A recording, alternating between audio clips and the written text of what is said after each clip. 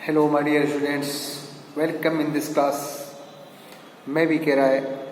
आपका हार्दिक स्वागत कर रहा हूँ। मेरे प्रिय छात्रों, आज हम आपको पद्य साहित्य की ओर ले चल रहे हैं और इस पद्य साहित्य में आज आप उषा चैप्टर के बारे में जानोगे। उषा काल जो होता है, ये उषा काल जो अभी आपने देखा कि उषा काल की लाली का ये सुंदर चित्रण है। उषा काल होता है आकाश में प्रातः काल में जो सूर्य का आगमन होता है, उस सूर्योदय से पूर्व की बेला। तो ये सूर्योदय से पूर्व की बेला का इस चैप्टर में चित्रण है। उस समय ये प्राकृतिक सौंदर्य किस प्रकार का दिखलाई पड़ता है,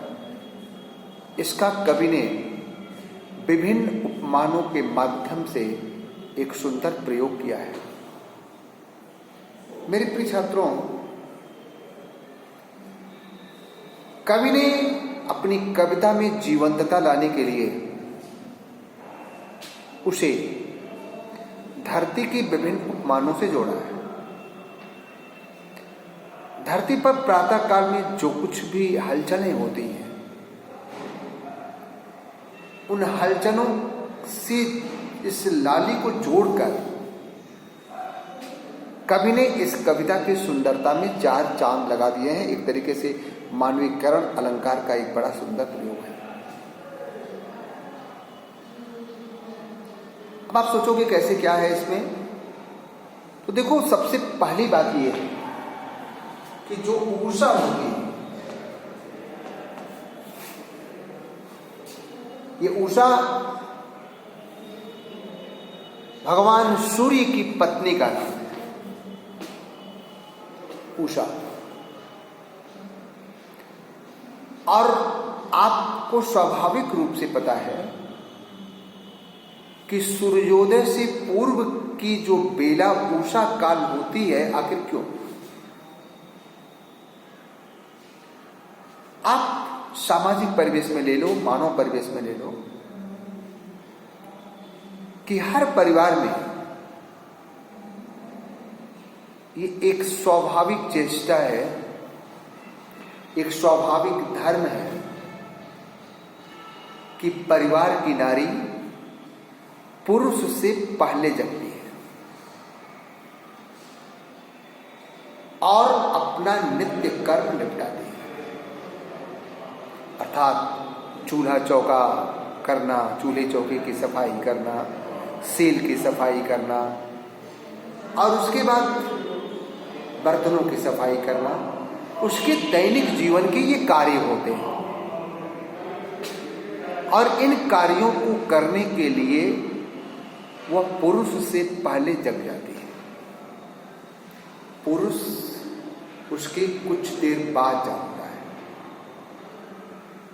गांव में जानवरों को चारा खिलाने वाले जो किसान भाई लोग होते हैं या जो पुरुष वर्ग होता है, वह भी नारी के जगने के बाद ही जगता है। एक स्वाभाविक प्रक्रिया है और इसका संदेश मानव को एक तरीके से सिखलाया है प्रकृति ने, अर्थात सूर्य और उसकी पत्नी ने। उषा ने नारी धर्म को एक प्रकार की सीख दी है कि पुरुष से जगने के पहले तुम्हें जग जाना है और अपने दैनिक नित्य कर्म को निपटाना है। आइए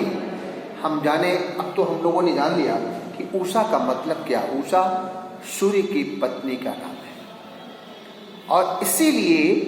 नील गगन में भगवान सूर्य का रथ आने के पहले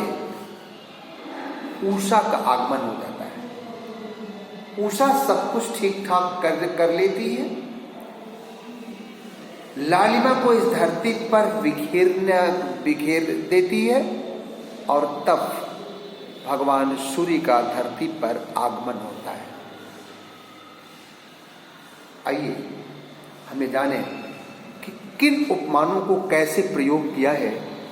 इसके कवि शमशेर बहादुर से मिले। कवि लिख रहा है कि प्रात नभ था बहुत नीला शंख जैसे भोर का नभ। प्रात नभ था बहुत नीला शंख जैसे। सूर्योदय से पूर्व का जो उषा काल था, उस उषा काल के समय में जो आकाश होता है बहुत साफ नीला होता दिखलाई पड़ता है और साफ स्वच्छ दिखलाई पड़ता है। और उसी समय का एक काव्य लेखन है। तो जो नीला आकाश, नीला गगन दिखलाई पड़ रहा है कवि को, उसको ऐसा लग रहा है कि उषा काल के समय का यह नील गगन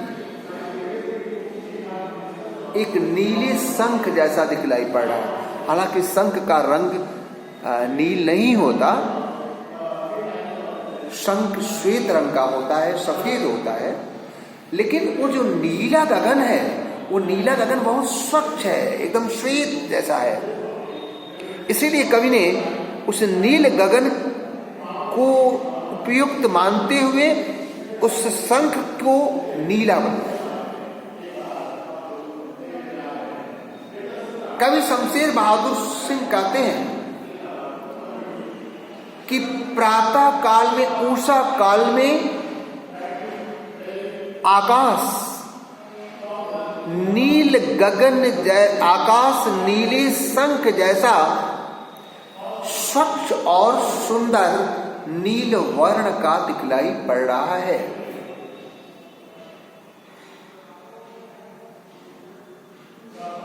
आगे कवि ये कहते हैं कि राख से लिपा हुआ चौका, और ब्रैकेट में लिख दिया है कि अभी गीला पड़ा हो। आकाश में उषा काल का आगमन हो चुका है, उषा आ चुकी है। उषा काल की लाली धीरे धीरे दिखलाई पड़ने लगी और वह उषा काल की लाली का प्रतिबिंब जब इस धरती पर पड़ रहा है और धरती पर उस सिल पर पड़ रहा है, जो सिल किसी घर आंगन में रखा हुआ है, तो उस सिल पर पड़ते हुए उस प्रतिबिंब को देखकर कवि को ऐसा लग रहा है कि जैसे सिल पर लाल केसर नहीं, राख से लिपा हुआ कोई चौका, अर्थात अभी अभी कोई नारी उठी हो और अपने घर के चूल्हे को, सबसे पहले नारी उठती है तो सबसे पहला काम ये करती है कि रात में जिस चूल्हे पर उसने भोजन बनाया है उस चूल्हे को प्रातः काल में सबसे पहले वो लीप देती है। अब प्रातः काल में जब उस चूल्हे को लीपती है तो लीपते समय वो जो चौका होता है, जब राख से लीपती है तो चौका जब गीला अभी रहता है तो उसका जो रंग है उसमें काफी आकर्षण होता है, काफी सुंदर लगता है वो, और स्वच्छ दिखलाई पड़ता है, स्वच्छ श्यामल दिखलाई पड़ता है,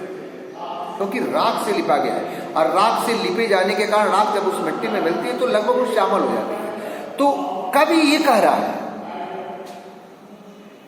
कि प्रातः उषा काल के उस नील गगन को देखकर कवि को ऐसा लग रहा है कि जैसे प्रातः काल में उठी हुई घर की कोई नारी, घर की कोई बहू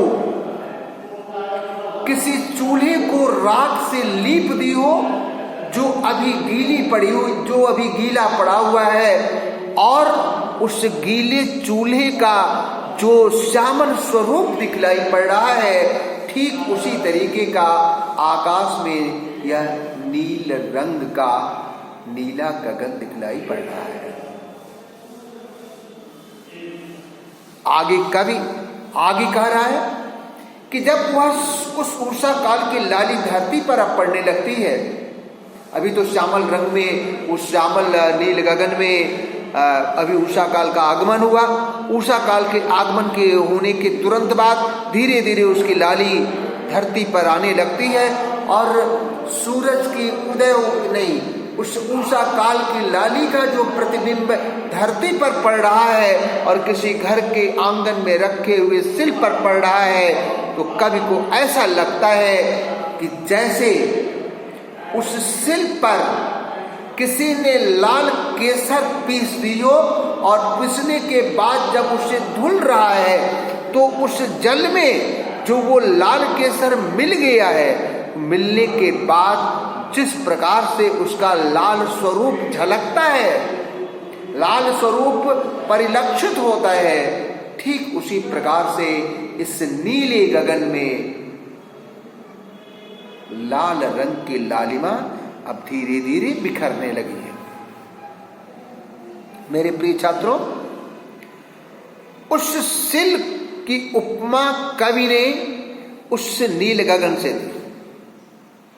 और लाल केसर की उपमा उसने लाली से दी।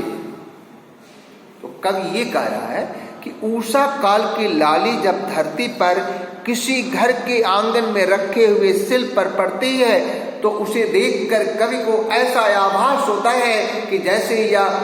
किसी उषा काल की लाली नहीं बल्कि किसी सिल पर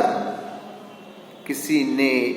लाल केसर पीस दी हो और उसके बाद जब उसे धो रहा हो तो उसका जो स्वरूप, उस जल में लाल केसर का जो स्वरूप झिलमिलाता हुआ दिखलाई पड़ता है,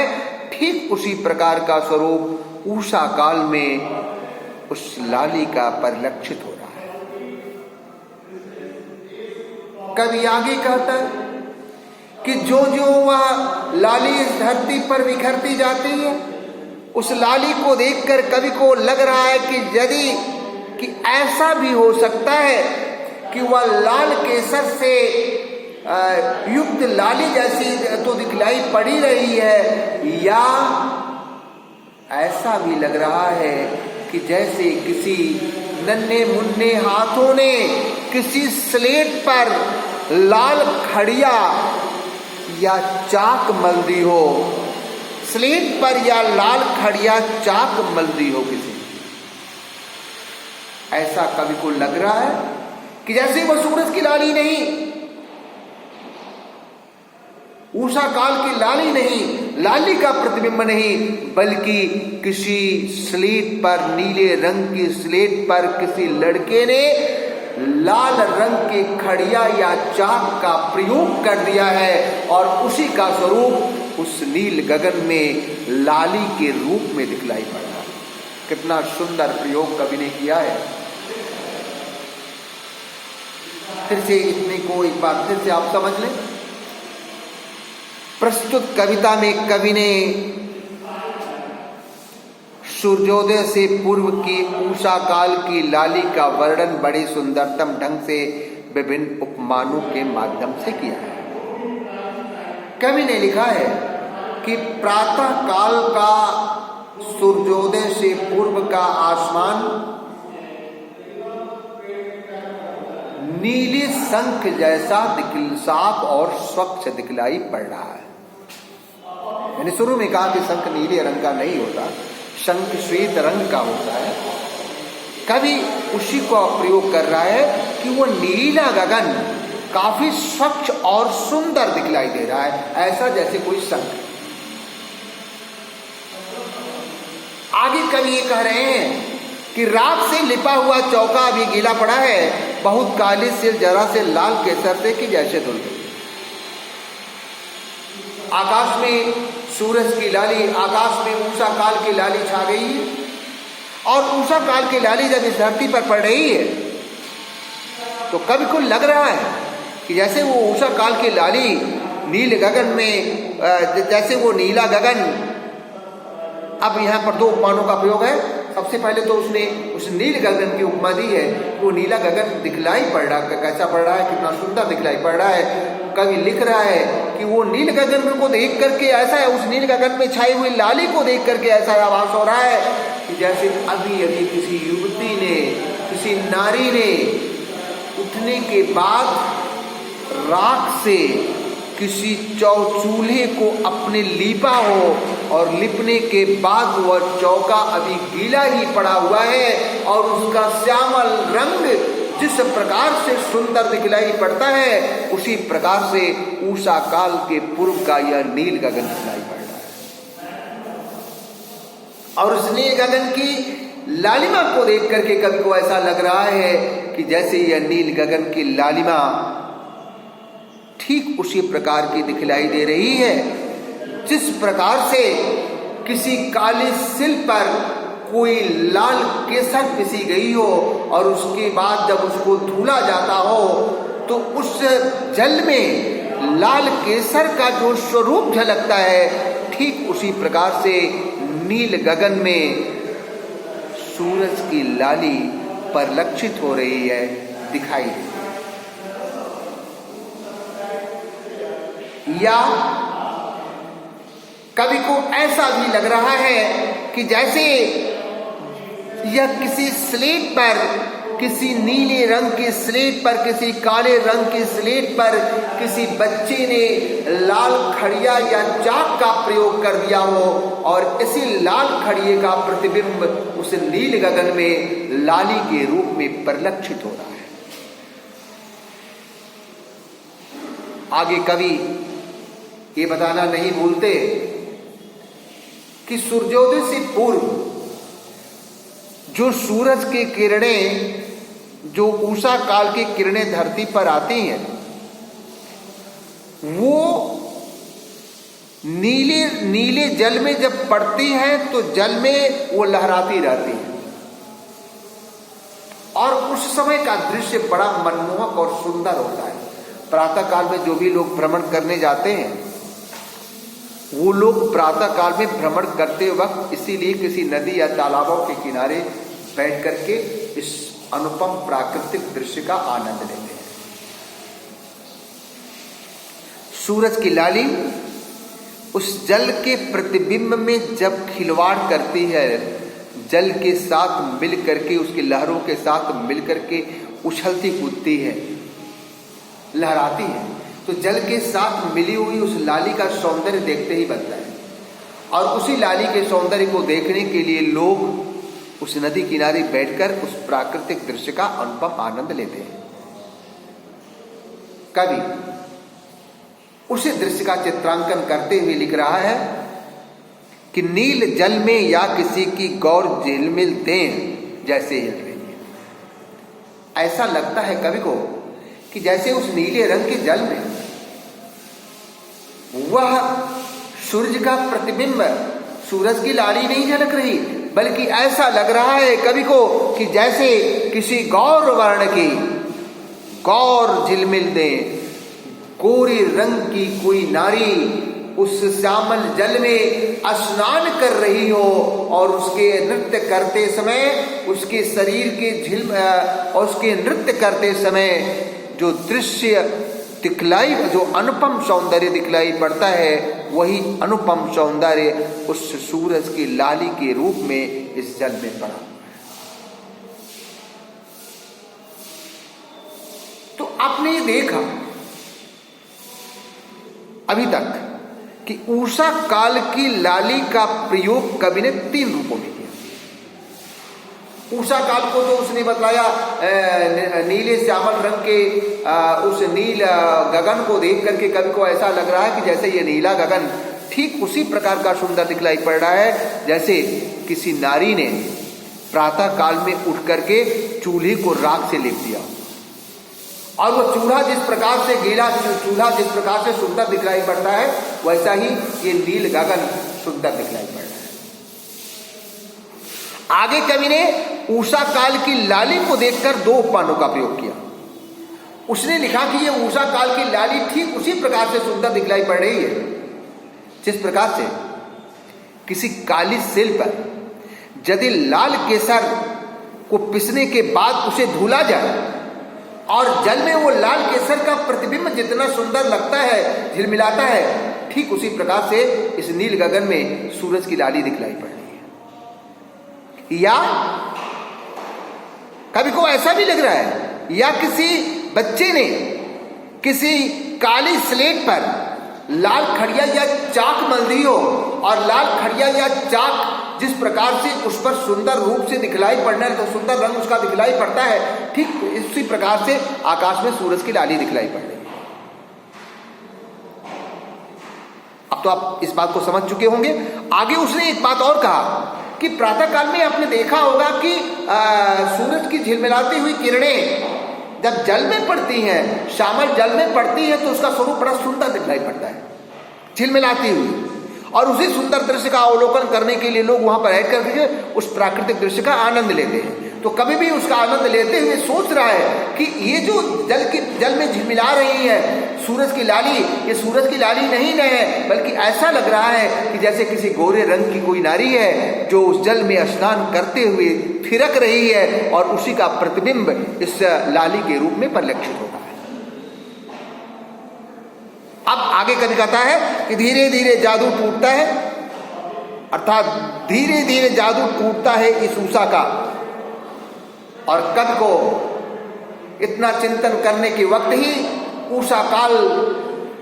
अब इस नील गगन से जा रही होती है। उषा काल का अवसान हो चुका होता है, उषा काल इस नील गगन से जा रही होती है, क्योंकि उसके पतिदेव अर्थात भगवान सूर्योदय का रथ आकाश में आ चुका है, अर्थात सूर्योदय का समय हो चुका है, सूर्योदय हो चुका है। और सूर्योदय के आने के साथ ही इस उषा काल का सौंदर्य समाप्त हो रहा है, उषा काल जा चुकी है और भगवान सूर्यदेव का आकाश में आगमन हो चुका है। तो मेरे प्रिय छात्रों, इस प्रकार से इन विभिन्न उपमानों के माध्यम से कवि ने इस चैप्टर को लिखने का प्रयास किया। मुझे उम्मीद है कि ये चैप्टर आपके दिमाग में आ चुका होगा। आगे के लिए फिर मिलेंगे, तब तक के लिए धन्यवाद, नमस्कार।